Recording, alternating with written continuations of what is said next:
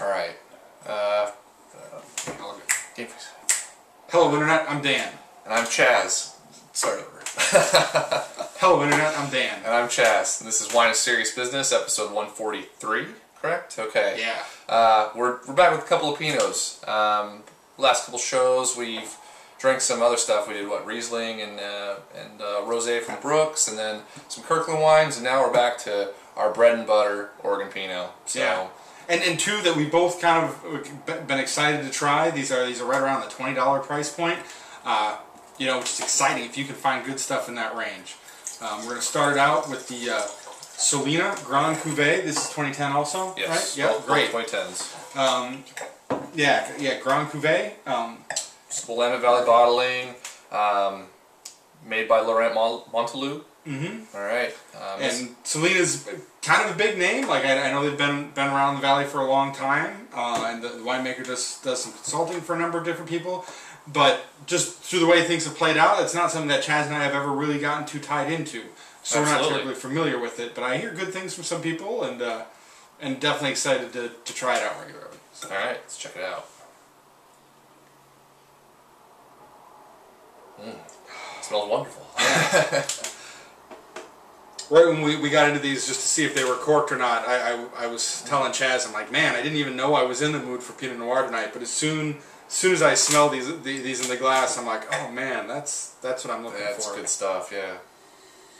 Getting like some earthy strawberries, yeah, with good like depth of fruit to it. Absolutely, like there's a strong earthy component to the red fruit here on the nose, and also getting a little bit of like a rose sort of component out of it, you know, like dirty roses or something, but young. Little black pepper spice. And it's in the glass for a while. I'm getting a little bit of heat on the nose too, but not enough to really cause me a lot of trouble. I can see that a little bit. Yeah, just a little bit of warmth from that. Not too bad. Yeah, I like the fruit.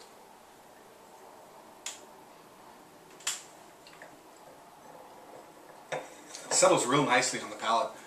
I mean, just like, really, like with the texture of juice from perfectly ripe fruit, the strawberries are showing again. A little bit of dark cherry mixed in there, like really, really nice fruit flavors. Absolutely. There's something just a little like bit bitter to the fruit too, and not in a bad way. It's like, what am I getting here? It's almost like a grapefruit rind or something like that going on in the background. It's just something. But yeah, the fruit flavors here are just ripe and really, really nice, but not overdone in any way, right? No. Like, there's no flabbiness, just really nice fruit flavors. Yeah. Definitely on the darker side. A little bit of acidity on there, just enough for my taste. I think a little bit less, and I might start to feel a little awkwardly about it, but it definitely, you know, gives a good show, keeps things, you know, just crisp enough to keep it interesting. And the tannins are definitely on the lighter side, which works okay for me. Absolutely. I think it pairs well with the rest of the fruit flavors, right? It's not, there's no, they're not overwhelming the flavors here. So kind of just keeping behind them, which is nice. Yeah, it seems to me that this was kind of like intended to be kind of like an easier drinking, like pretty approachable Pinot Noir, and was really successful in that sense. Man, I'm even getting a little bit of that black cherry lingering out onto the finish. So you got a touch of complexity mixed in there.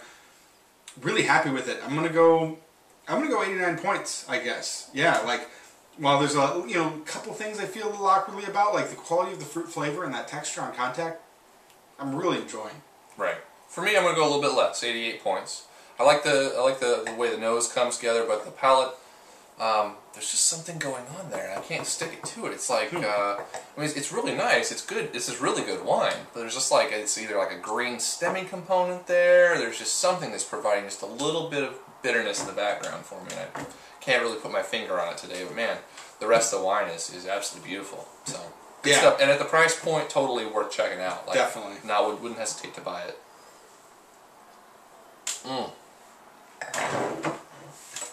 Good experience with my first bottle from Solena. So, moving right along to one producer we know fairly well, Cameron, 2010 Dundee Hills Pinot Noir.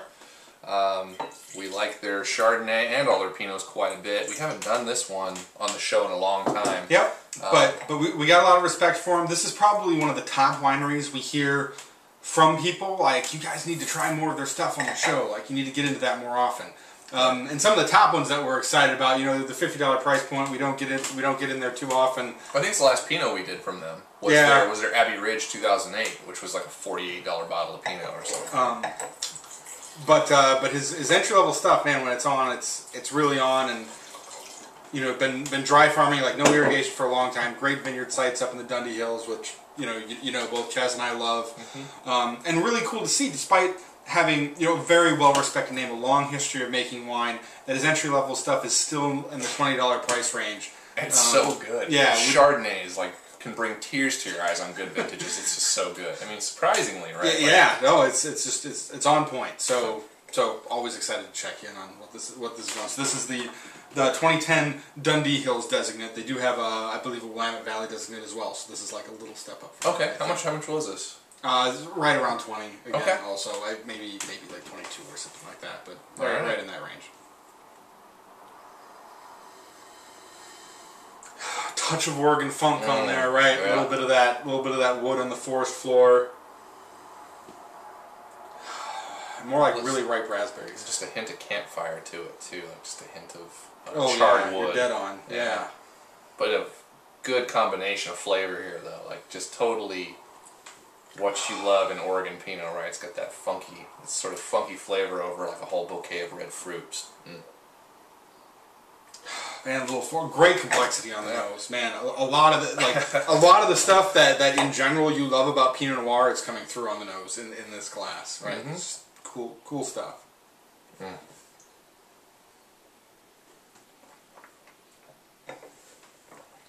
Really bright strawberries start things out on the palate, and they kind of run around the sides of my mouth.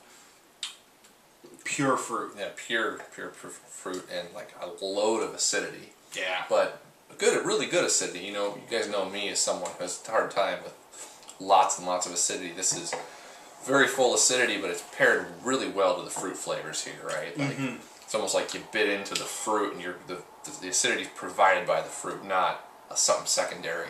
So right. That's a really good way to explain it. Really well integrated. And I'm going to go with like just ripe enough strawberries. Like when they just start showing up on the shelves, like maybe that first week there's still a little bit of green on. Like maybe you don't want to get into that. I'm like a little white in the centers. Yeah, just a little bit, right? Where there's a little more of the acidity, but the fruit is still delicious and crisp. And I'm getting a little bit of that Dundee Hills like silky texture on the tannins across the center of my palate, which I just love. Really gives you a chance to like kind of like mentally sink into this wine and enjoy it while it's running around in your palate. Yeah. Another flavor I'm picking up too fairly strongly is like pomegranate.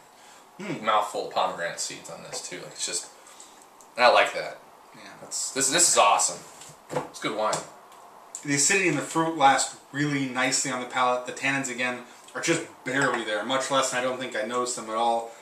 But I'm kind of okay with that, right? Like I don't need a big tannic push in my wine. I like that silky structure.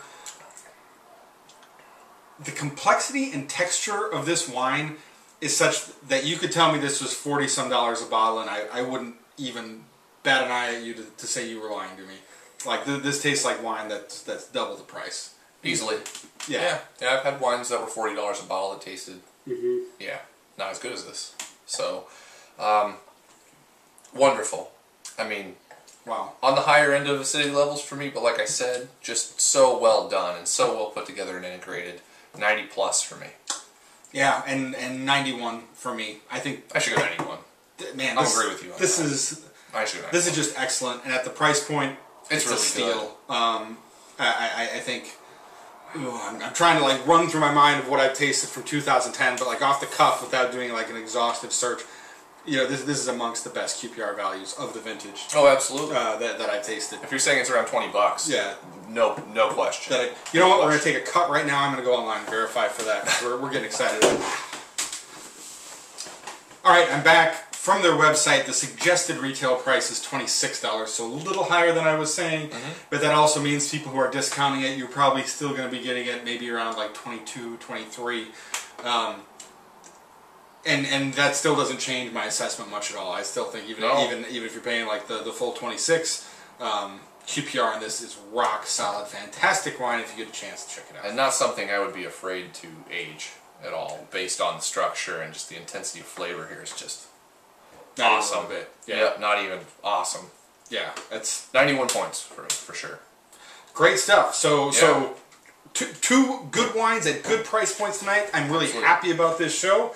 Got to come up with a question of the day for you guys. What's been going on? I climbed Mount St. Helens over the weekend. That was a big hike. I kind of moved out to the northwest because I love the mountains, so it's really exciting for me to have done that. Have you done any awesome hikes this summer?